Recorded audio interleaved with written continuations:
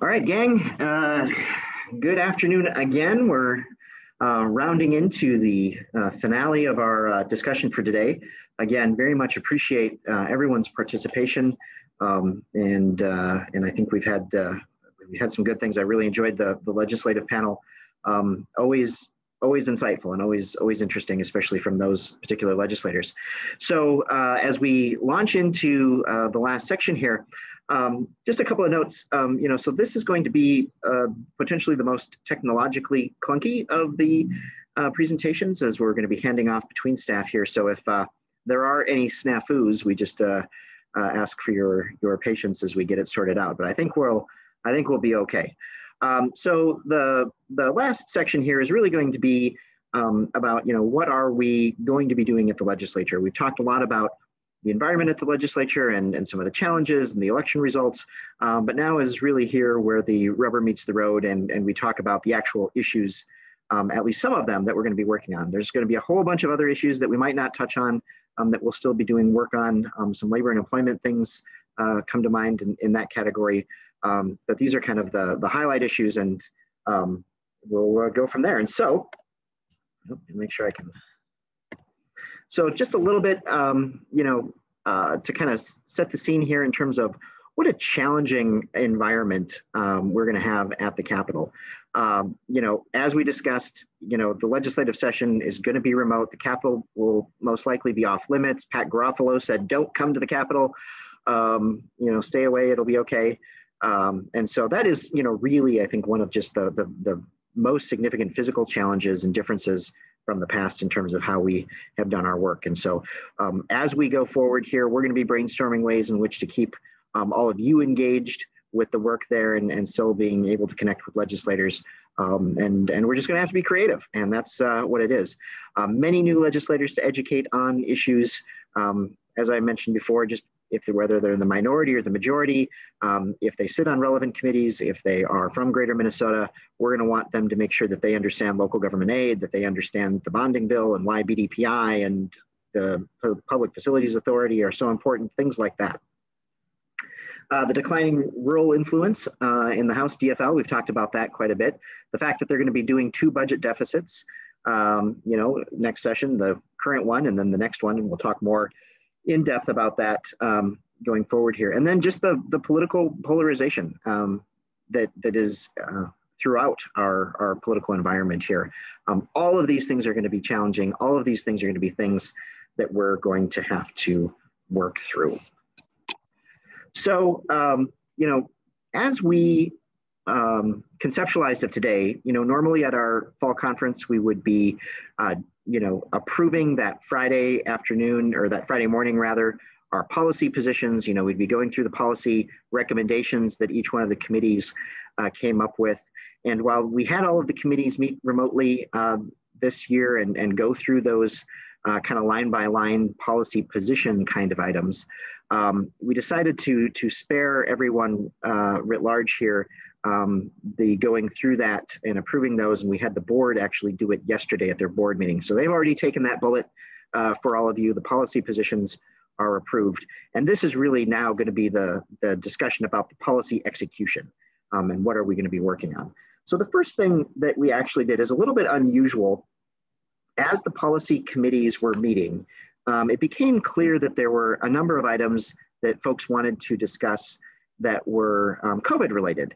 And the way that we ended up deciding to handle that is we put all of the COVID policies into one document, that was similar to our other, issue area policies, and had the board just approve that. And so we had that discussion yesterday, and the document and the topics really fall into 4 categories.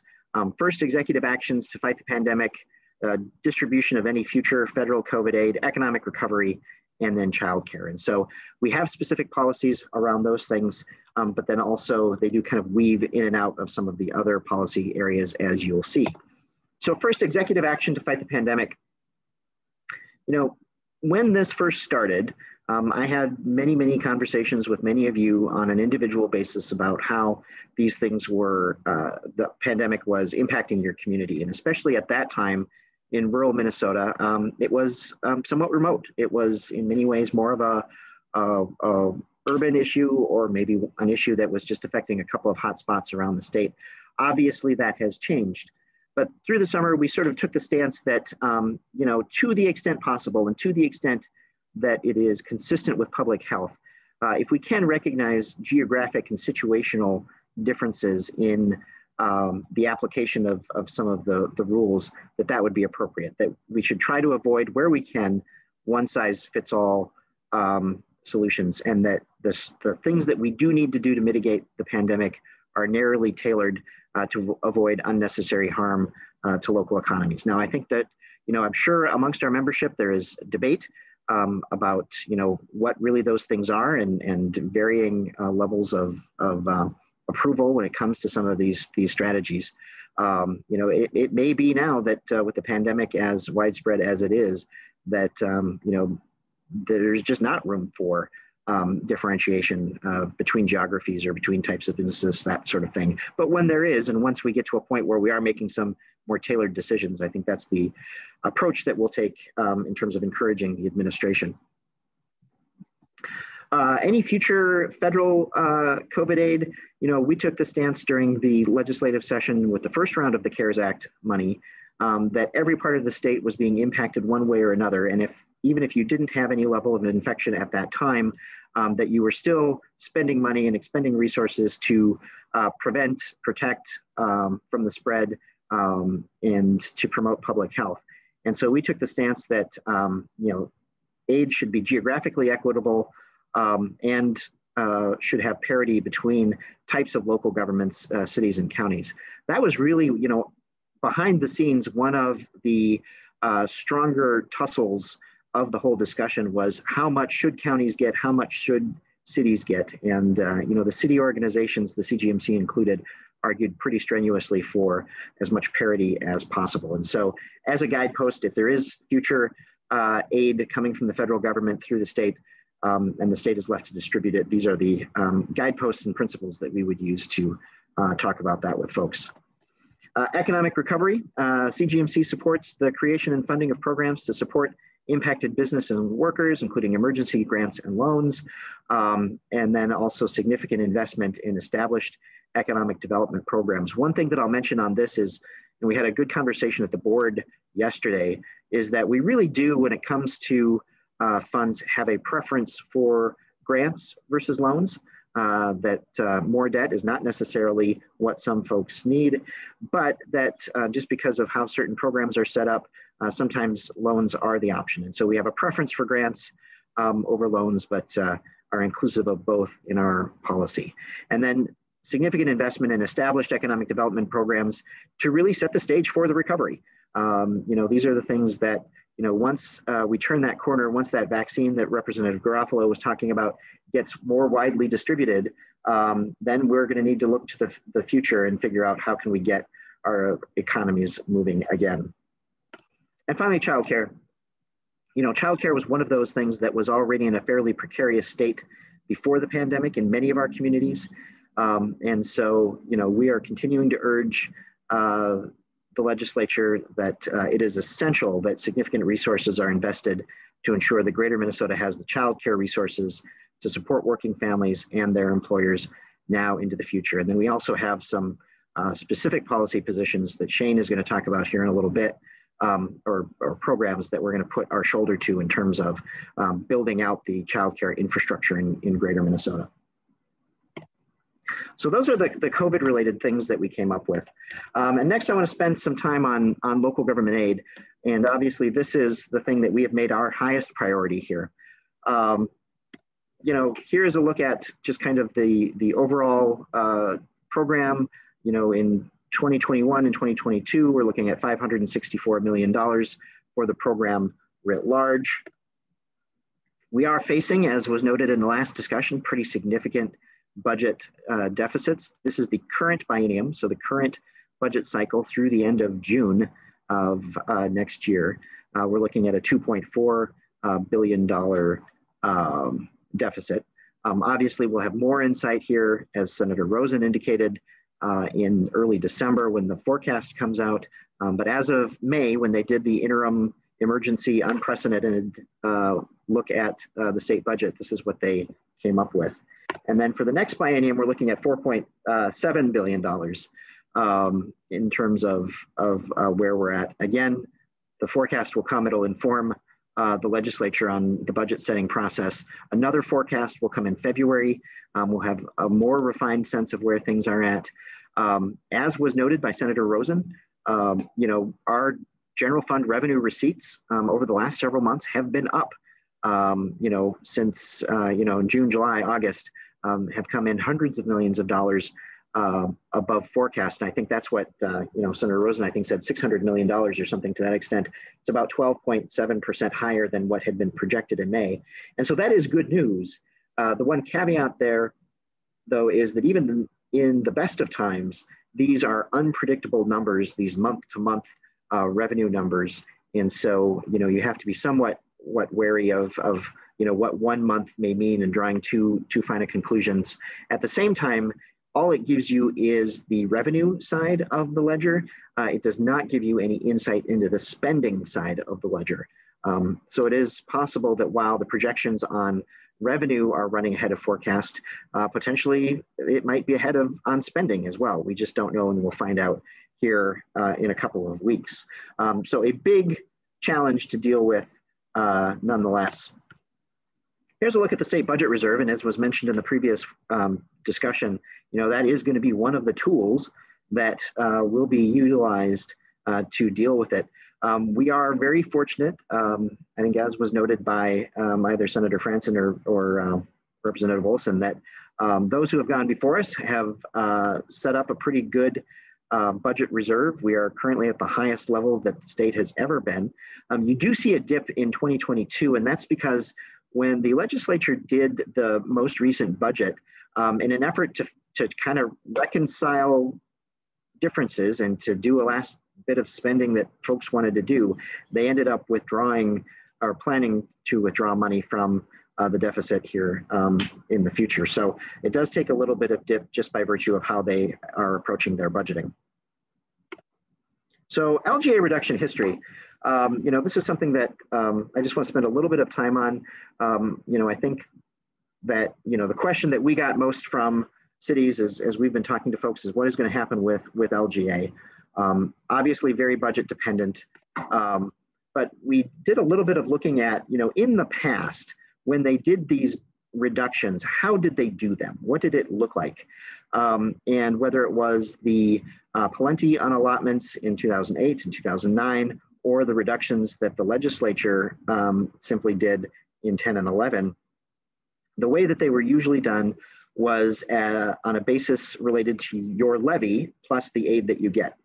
And so in 2010, for instance, reductions for cities were structured as 3.31% of your levy plus aid, limited to $22 per capita, and then a number of the very smallest cities were exempted from that. Likewise, in 2011, the percentage was a little bit higher, 7.64% of levy plus aid, with a limit of $50 per capita. And so that is the basis on which they made those cuts. But obviously, that's not what we're here to talk about, because we're here to talk about how do we avoid this situation? How do we make the case that LGA should be the last thing on the chopping block? And so what is our strategy on local government aid messaging to begin with? And I think as we look back, I'd look back to history. One of the things that the coalition did back in 2012 was we launched the Thank LGA program. And it was actually a collaboration with Minneapolis, St. Paul, Duluth, and AFSCME, in which we worked with them and hosted and put together a number of meetings around the state with community leaders and newspaper editors, that sort of thing. We launched a website, we did social media, highlighting the importance of LGA, the cop on your street, the librarian handing out books. Those things are all because we have a strong local government aid program. And so we had numerous meetings around the state. Many of you on this call were involved in hosting those. It worked, and I think it worked very well, and I think can be a good model for how we go forward. And so the result at that time, once we got to the 2013 session, was a reformed formula and an $80 million increase in local government aid.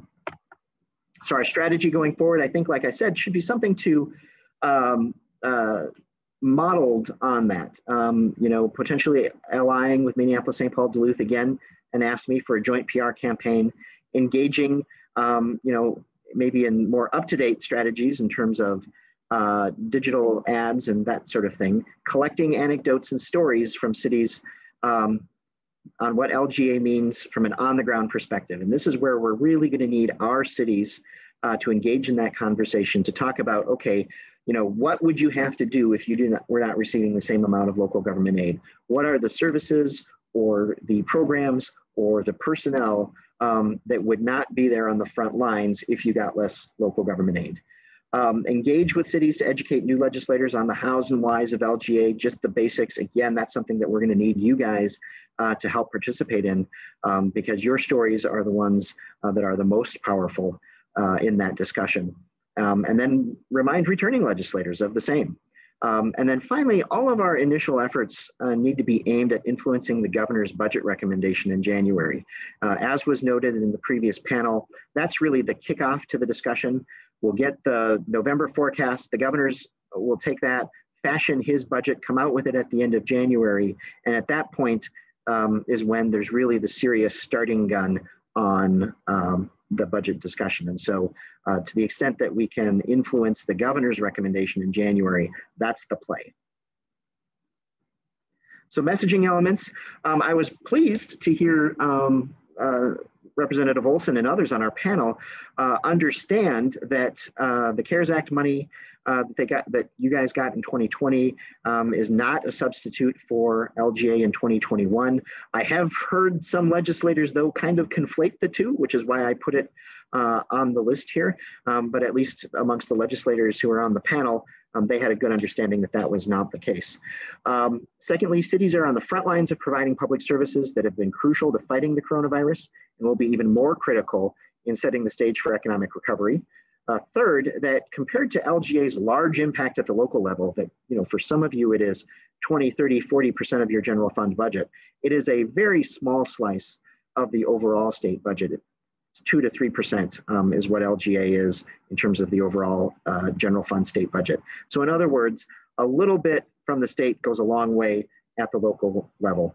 And then finally, now is not the time to cut public services or increase property taxes on residents' businesses as they struggle with the virus and as they struggle to set the stage for recovery going forward. And so with that, I'd like to thank you. We can take a couple of questions if there's any in the chat. Otherwise, I'd like to thank the Property Tax and Local Government Aid Committee members, and especially the co-chairs, Heidi Omerza, Ben Shire, and Mike Cooley, the Mayor of Worthington. And so I'm looking to Julie and Kelly. We have a question. Are there any talks of revising the LGA funding formula? So the question is, are there any talks about revising the formula? You know, heading into last session before the pandemic, there was significant discussion that it was getting to be time to revise the formula. And in fact, our staff here, myself and Anya McDonnell, who is our policy analyst, spent a lot of time meeting with the League of Cities, Metro Cities, Minneapolis and St. Paul in preparation for what we thought was going to be some potential discussions around the funding formula. That all got shipwrecked by COVID. But I do think if you look back to history, you know, one of the times where we saw a significant change to the funding formula was in the 2002-2003 era, when there was significant deficit at that time. I've not heard more recently that that is on anyone's minds, but I think that that is a possibility that we should be prepared for. Any other questions? That's a good one. All right, so with that, I am now going to hand it over to my colleague, Elizabeth, who is going to talk about environment and annexation. Question, if you want to. Apparently there's one quick question. What is going on with the, what's happening to the state's disaster fund? All to Minneapolis and St. Paul?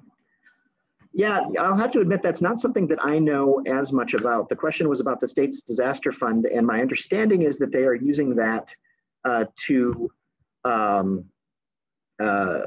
provide aid in Minneapolis and St. Paul to deal with reconstruction and fallout from the civil unrest in May and June. So they have taken some money. I know there's been some criticism from legislators from that. Beyond that, I don't necessarily have a lot of insight or understanding, but that's a good question. And one more LGA question is, could you explain why there's a feeling that the LGA formula is broken or needs fixing? So the question was, can I explain why there's a feeling that the LGA formula is broken or needs fixing? I think at its basic level, all of these formulas have a shelf life. When we created the new formula in 2013, it was very much based on statistical analysis rooted in 2013. It was based on, regression analysis done at that time. And so some of those factors are simply stuck in time. And so every now and again, even under the best of circumstances, there's a need to refresh the inputs to the formula as we go forward. And so I think we are at a point where, we're seeing that it doesn't work particularly well for some CGMC cities. And obviously we want it to work well for all CGMC cities. And so I think the discussion is it's not broken, it's just old and needs a little polishing maybe. So with that, I'm going to flip it over to Elizabeth, who's going to talk about environment and annexation issues.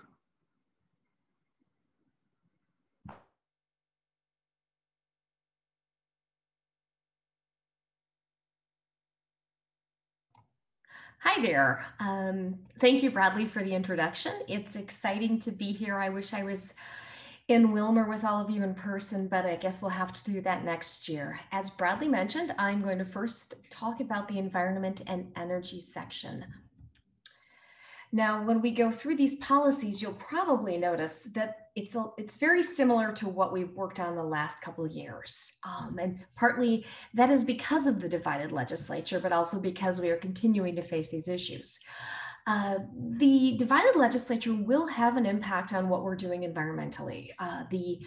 Assuming that these same environmental chairs are reappointed, which would be Rick Hansen and Bill Ingebretson, they rarely saw eye to eye on most issues. They both had a strong appetite, for change, but different approaches to environmental regulation and funding meant that we're probably not going to see a lot of progress, just like we did over the last 2 years. I think we still need to be staying active, both on offense and on defense, because we don't want to be sort of getting in a bad position on any particular issue if in case the legislature does switch to one party control 2 years from now. But now I'm going to talk about the three main issues we're going to be working on. The first and probably most important is water infrastructure funding. I think all of you know that right now, there's a lot of need for water funding in Minnesota, particularly in greater Minnesota.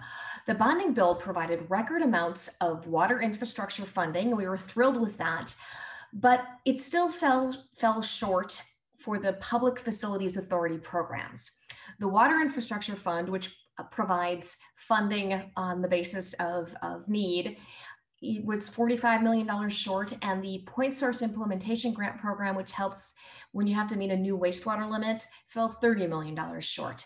And what we're seeing is that without that additional funding, many cities, many of whom are CGMC members, they will not be able to move forward on time with their projects. And if you've experienced that recently, you know what that means. It means your project's probably going to get more expensive, as well as causing potential harm to the environment by delaying it.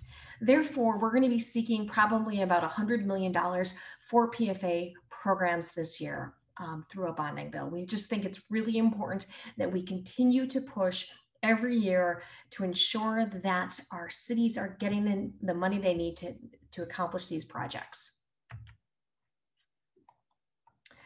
PFAS. Now, PFAS is different from PFA. And what PFAS is, it's per and polyfluoroalkyl substances. These are forever chemicals that are found in things ranging from firefighting foam to nonstick cookware to your rainproof your waterproof rain gear. And the problem with PFAS is that they're forever chemicals, they're linked to health concerns, and they're found in water bodies across the state. And removing it from drinking water is really expensive. For example, Bemidji right now is having to remove it from its drinking water, and they've had to build a whole new facility to deal or to treat it. And that's very expensive. But what's even more challenging is that right now there's no technological way to get it out of wastewater. And what our concern is that because of sort of the general concern the public has about PFAS is that, regulations and laws will get enacted with respect to wastewater that we simply can't address. So we believe that the best way to approach PFAS is through source reduction. And last year, we approached the League of Minnesota Cities and others about a municipal reduction strategy. This approach that we proposed we sought for $500,000 for the initiative to identify the main sources of PFAS in wastewater, identify source reduction strategies, and educate wastewater professionals and the public on way to prevent PFAS from entering the waste stream. Unfortunately, this past session, the COVID pandemic and resulting deficit projections made spending bills almost impossible to pass. We are going to make a similar proposal in 2021. We think this is an extremely important issue that we need to continue paying attention to. We also anticipate that we may have to play defense against potentially harmful legislation this upcoming session as well. Finally, chloride. You may have heard us say before, but more than 100 cities across Minnesota are expected to get chloride limits in their wastewater permits. The challenge, as with PFAS, it's really hard to get chloride out of your wastewater, and source reduction is really the way to accomplish it.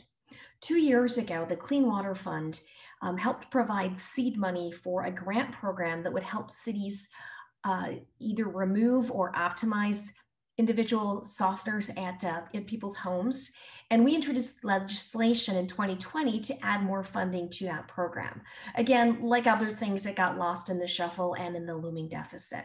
But we haven't forgotten the issue. And in fact, I spent quite a bit of time this summer lobbying at the Clean Water Council, which makes the allocations for the legacy water spending, advocated on this, and a recommendation for funding those grants was included in 22-23, and we will continue to push that at the legislature because it is important to a lot of our communities.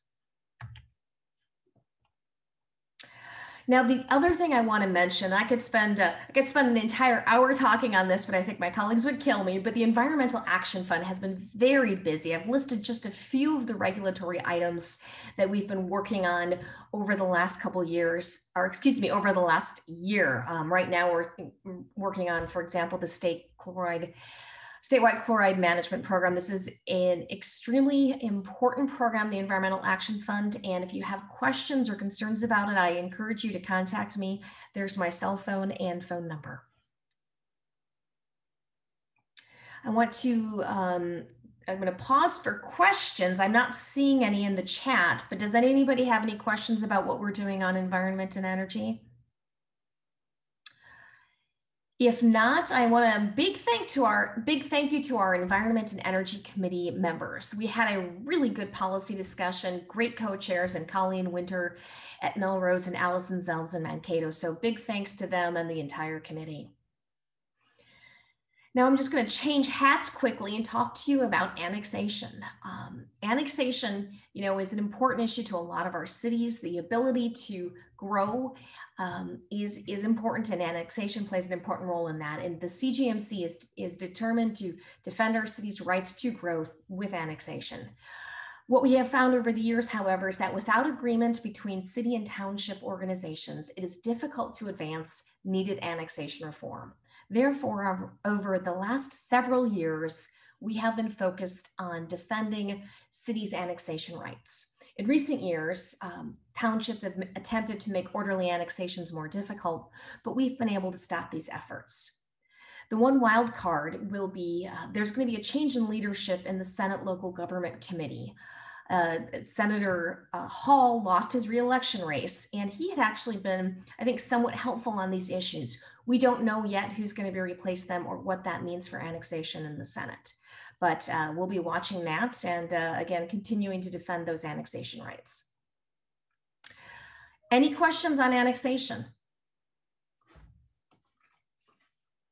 Okay, I am not seeing any questions, and I just want to thank then our Annexation and Land Use Committee members, especially our co-chairs, Mayor Rick Schultz from St. Joseph and Councillor Michael Mielhaus from Bemidji. Thank you, and I am now going to hand this off to my colleague Shane Zart. All right, and as I work to share my screen, I'll introduce myself. And Liz, I can see you. If I give me a thumbs up if you can see my screen share there, I think we're good. Like Liz said, my name is Shane Zart. I work at Flaherty and Hood and represent the Coalition of Greater Minnesota Cities on economic development and a range of other things, but those are the two I'm talking about today. So I'll walk through our economic development priorities and strategy for the upcoming session. I will pause in between for some questions and then roll into transportation. And I do want to note, because we're about at the 3 o'clock mark here, we've got 2 more issue areas to get through. Bradley will then wrap us up. We might go at this point beyond a little beyond I think the scheduled 3:15 end. That's great because we have a lot to talk about and we had some good questions on the LGA section, but stick with us if you can. And we'll work through this as quickly as we can while still covering all the issues. So first, I want to thank the co-chairs of the Economic Development Committee, Craig Clark, Michelle Alexander, and making her co-chair debut this year, Jennifer Bromlin from Eagle Lake. So thank you to them. Thank you to all of the Economic Development Committee members. We had some great discussion and in a particularly interesting time for the state. So CGMC's focus, and I will dive into some specific issue areas and programs after this, but I want to kind of set the stage with CGMC's overall focus, and it kind of falls into three broad buckets, which number one is focusing on programs that can support recovery from COVID-19. That relates both to some of the stuff that Bradley talked about in the realm of the COVID-19 specific policies, but also at any new or in-the-minute direct response programs to COVID-19. Another bucket is responding to some of those economic development challenges or disparities between the Metro and Greater Minnesota that certainly existed, many of them before. Areas like childcare come to mind, existed before COVID-19, but have been deepened by the pandemic. And then the third is finding opportunities for low or no-cost tools to support local development. What are some things that don't come at a cost to the state that we can put in place or change, or might have been on the wish list even before, but we can change to help spur development as we come out of this. So moving forward, I'll start with childcare, and what Bradley addressed a little bit in the COVID-19 section was, I think he alluded to at least some of those short-term support programs that have been put in place. We'll continue to support those, but this is a key issue area, an example of pre-COVID issues that have gotten worse or gotten more challenging as a result of the pandemic. And this map, I want to make clear, this is the estimated deficit of childcare slots around the state. This comes from before COVID. And that's the point I want you to take away here. Before the pandemic came along, Greater Minnesota was facing an estimated deficit of around 40,000 childcare slots. There hasn't been an official estimate made since COVID-19. But we know anecdotally that numerous providers have exited the marketplace. There's untold others, no doubt, that are relying on some of those support programs, and that'll continue to play out. We'll continue to support those things in the long term. That's what a couple of these programs hope to address. The first one is a little bit of unfinished business, and some of you that have been involved in this issue area the past couple of years are familiar with this first one, which is a child care facilities capital assistance program, a grant program from the state to communities to help spur development or the funding for some of the facilities to allow providers to come in, provide child care in our communities. Well, the legislature passed the bill, created the program this year, and actually just was included in October's bonding bill, but only the program creation language was in that bonding bill, no money for it. So we've got some unfinished business there. We successfully created the program. We're going to be seeking both bonding and cash this biennium for that program. $10 million in each is going to be the CGMC's goal and the bills that we introduce. The other two programs are, we're going to introduce bills to fund $3 million to the 6 initiative foundations around the state that have been providing, that we've partnered with on multiple initiatives and have been providing support and training for childcare providers to help spur activity in this realm, and $3 million for deed childcare support programs, which are existing programs but have had some success, including for Greater Minnesota, and we'll continue to support those. It blazed right past that slide there, but that's fine. So that's the next program is Greater Minnesota Business Development Public Infrastructure Grant Program. And that's our favorite acronym, a little clunky, but BDPI. And this is one of the CGMC's longest running and most successful grant programs, provides grants to cities of up to 50% of public infrastructure cost. We often talk about it, the utilities, the frontage road, industrial park upgrades needed to facilitate business expansion or attraction of new businesses. And many of your communities have used this. There's just some of them around the state on the map on the left. Well, that program received $8.2 million just in October of 2020 in the bonding bill that finally passed in the 5th special session there. Which is okay, but the program, to give you some context, awarded more than $20 million in grants over just the previous 2 years. And before that 8.2 that was included in the October 2020 bonding bill, the program was entirely depleted. There was no money left to provide grants to communities. This is a program that's been proven successful for nearly 20 years now, can play a key role in helping us dig out from the pandemic, and we're going to continue to fight for it. And another one where we see both bonding and cash. Our goal for the coming the bill that we're going to introduce is $20 million in bonding. And there's a couple of these programs where, because we're in a difficult budget situation, in the past we may have been asking for even funding increases out of the general fund for some of these. BDPI is one that has a base general fund annual appropriation built into the base budget of $1.787 million each year. We're not asking for an increase this year, but we are going to make the case, because we feel like this program is important enough. We need to keep that number right where it is, continue investing general funds into this program as well. So blazing right through, but on to housing.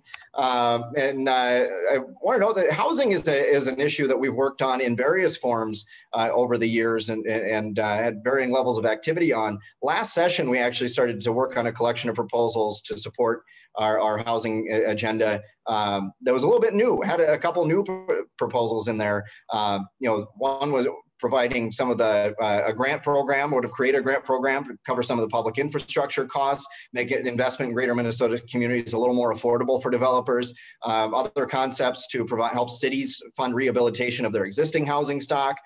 We continue to always work within existing structure of the state's housing program, see if we can find ways to tweak those, make them recognize some of the unique challenges we have in smaller communities or in Greater Minnesota communities writ large.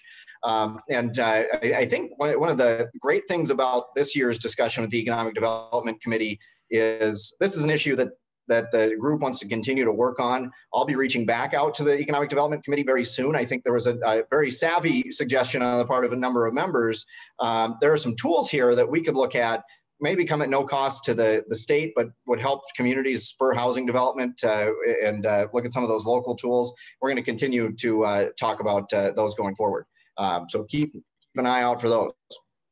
Broadband, the coalition has been was involved at the beginning of the border-to-border broadband grant program. That's kind of hummed along. We haven't been as active in that area in the recent past, but I think the pandemic has brought that issue back to the forefront for obvious reasons, and this is one of them, because we're all sitting here on our internet connections doing a conference like this instead of hanging out together in Wilmer this year. But also, folks learning from home, folks working from home, and it just remains the case that relative to the state's 2026 broadband goals, Greater Minnesota is lagging behind.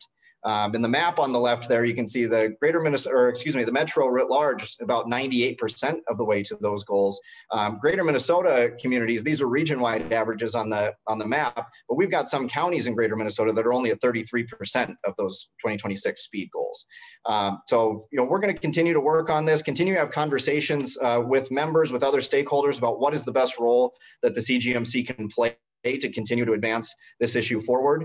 CGMC's sister organization, the Greater Minnesota Partnership, which many of you are familiar with, has selected broadband as one of its top priorities for 2021 for some of those exact reasons we talked about. And we're going to continue to work closely with the broader group of stakeholders as well to continue to move this forward. So other programs and tools, and we're almost to the question slide, so feel free to put those in the chat if you've got them. But other programs and tools is kind of just a grab bag of other things that our organization has helped create or work on over the years. And some of them we've listed here that might we might be active on this upcoming session. Reforms to TIF rules is one I'll call out. That's something we've been working on around the edges, have gotten varying traction on in the past, but might be one of those no-cost items.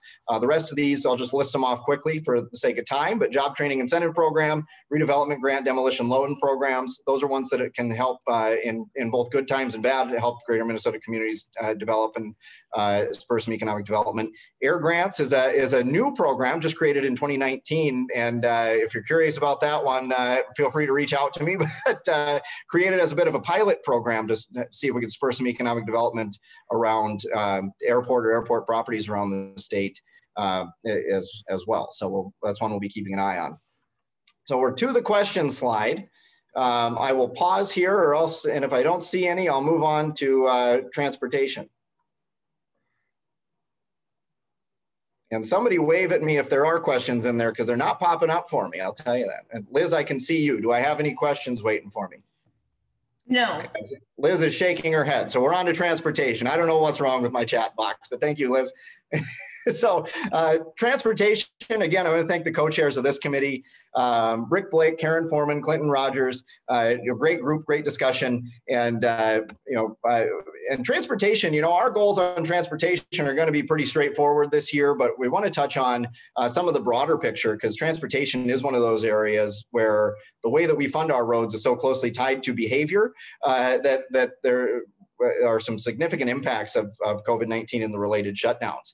And that's, because we fund our roads by people doing things. And most of those things, driving around, putting miles on your car, filling up with gas, buying new cars, are things that we in some cases, told people back in March, don't do those. Don't leave your house as much. Stay away from folks. What is the impact that had? And you can see some of it right here. This is traffic data that MnDOT's been maintaining since March, since the beginning of the pandemic. You can see kind of how the disease has ebbed and flowed, and case rates around the state kind of track a little bit with this, or shutdown orders, that type of thing. But you see March and April, significant downturns in traffic. And what has that meant for revenue impacts on our highway user tax distribution fund, where all those gas taxes, where all those tab fees and that stuff filter through a formula, and some of that ultimately trickles down a percentage of that to cities and counties. Well, MnDOT is currently estimating a total impact of $123 million deficit compared with the February forecast, what they were projecting pre-COVID. And here you can see some of the individual categories where gas taxes hit the hardest, motor vehicle sales taxes down pretty significantly as well. But this is actually, and many folks earlier alluded to this from the Federal Reserve, some of the legislators, this is actually better news than we were projecting in May, but that doesn't mean it won't hurt. So here's the key question for our organization is, what does this mean for city streets? And I'll give a bonus point, a meaningless bonus point, if we can guess whose Main Street that is. It's a CGMC member. Under 5,000 population is the clue I'll give, because transportation, right in the Constitution, does divide cities that way. Population over 5,000, under 5,000. For cities with more than 5,000 residents, receive aid through some of those gas taxes, some of those revenue sources. For that account, for MSA, MnDOT is currently projecting a decrease of roughly 23 million, or a hit of, their estimates are varying right now between 10 and 11% for the MSA program. They'll revise those numbers in conjunction with the forecast in early December. Those numbers are certified in late January, so what your cities will ultimately get. The CGMC has been partnering actively and already talking with legislators, working with the league, other city stakeholders to do everything we can to protect what we've got in those categories. And I say that because there's a couple of mechanisms, levers they could pull to try to solve budget problems elsewhere that would actually take us further backwards in the MSA bucket. So we're actively keeping an eye out for those, and going to be partnering with other stakeholders, put forward proposals to help inject new money into those accounts. But, a split legislature makes that extremely difficult, and just some of the dynamics, to the extent that some of that involves revenue increases or tax increases, fee increases. You heard some of that back and forth on the legislative panel already, and it's not going to be easy, but that's something we'll be on top of all session. Small city streets, cities with fewer than 5,000 residents who don't currently get any dedicated or a steady source of revenue. CGMC has helped create a few years ago and has supported since its inception the Small Cities Assistance Program. However, I know some of you know this painfully well. That program is reliant on the general fund. It doesn't have a dedicated or consistent funding source, and sometimes is the program that falls through the cracks when we have tough budget times, or just legislators can't get their stuff together. But despite the deficit, I think this is the only good news, a silver lining. Legislators, I think, they are saying in the transportation category, if we can do one thing, if we find a way to put some dollars into one thing, let's target those small cities.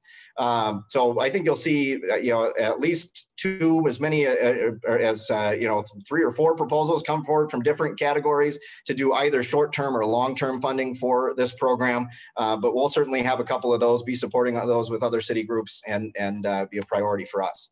The last thing I want to touch on just briefly is highway safety and expansion.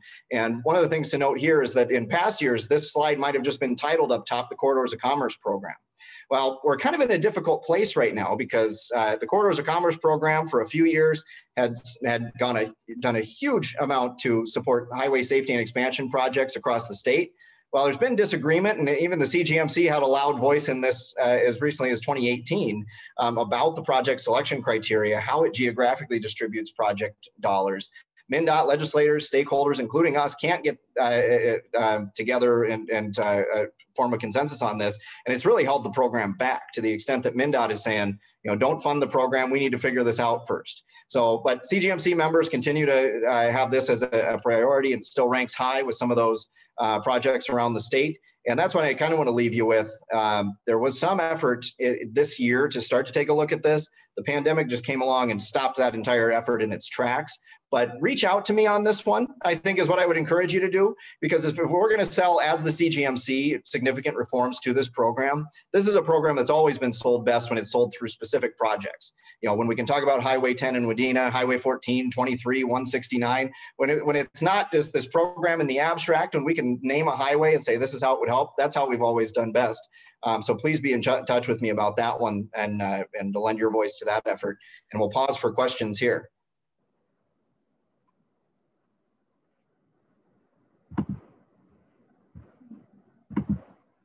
And I'm not seeing any. I think Bradley is coming on to wrap things up. Yeah. There you go. Well, thank you, everybody. I'll kick it over to Bradley. All right. Well, thank you, everyone. We're rounding the corner here towards the end, and so we just kind of want to wrap it all up and bring it all together. Obviously, there was a lot packed into the last 45 minutes there, information-wise. Certainly, be in touch with any of our staff with expertise if you have more refined questions or an interest in these topics. They're your best first resource. So I just want to talk a little bit about kind of our overall strategy and messaging. Key priorities, obviously local government aid, local government aid, local government aid is the first thing on our list. LGA will be critical to help stabilize communities through the pandemic, critical to the foundation of rebuilding prosperity when the pandemic is done, and must be paid on time and in full. Equitable distribution of any federal aid obviously is something that we are on top of. And then all of the things that we just talked about in terms of economic development, the environment pieces, transportation, et cetera. I don't need to rehearse all of these, you just saw them. So the key now though, and what your part of this is to make your voice heard.